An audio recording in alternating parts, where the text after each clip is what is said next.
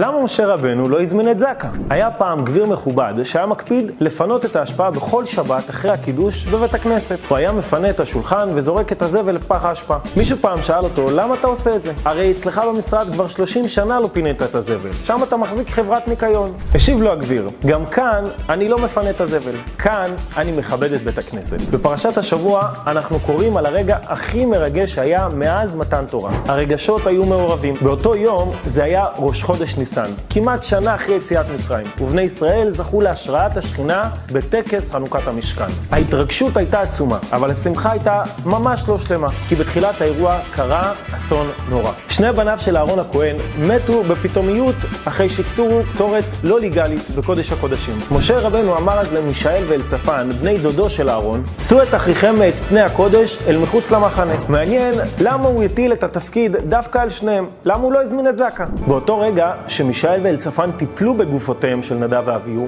הם נטמעו ולא יכלו לשרת בבית המקדש ברגעים הכל כך מרגשים של חנוכת המשכן. והיו כאלה שעוד זכרו את הסיפור של הסבא רבא לוי, הבן של יעקב אבינו, שנמנע מלשאת את ארונו של אביו יעקב בדרך למערת המכפלה, בגלל ששנים רבות אחר כך עתידין בניו לשאת את ארון השם. אז מה קרה פתאום שלמשימה הלא קלה נבחרו דווקא אליצפן ועוזיאל הלוויים? אז זהו, שאם אנשי זקה עוסקים בכבוד המת, אליצפן ועוזיאל היו עסוקים גם בכבוד המקדש. רש"י מסביר את האירוע וכותב שהציווי אליהם היה כאדם האומר לחברו, העבר את המת מלפני הכלה, כדי שלא לערבב את השמחה. הוצאת הנפטרים מהמשכן ביום חנוכתו הייתה כדי שלא להשבית את השמחה. ואם כך, הפעולה הייתה למען כבוד המשכן ושמחתו, ולכן זה נחשב לחלק מעבודת המשכן באותו יום. אז אם סברנו שהעבודה הזאת מנעה משני הבני דודים לעבוד במשכן, מסתבר שהם כן עבדו במשכן. זו בדיוק הייתה העבודה שלהם באותו היום. ואיך האירוע הזה קשור אלינו? אז זהו, שהדלת של שבט לוי פתוחה. מי שרוצה להצטרף מוזמן, כך כותב הרמב"ם, שכל יהודי שמחליט למסור את עצמו לעבודת השם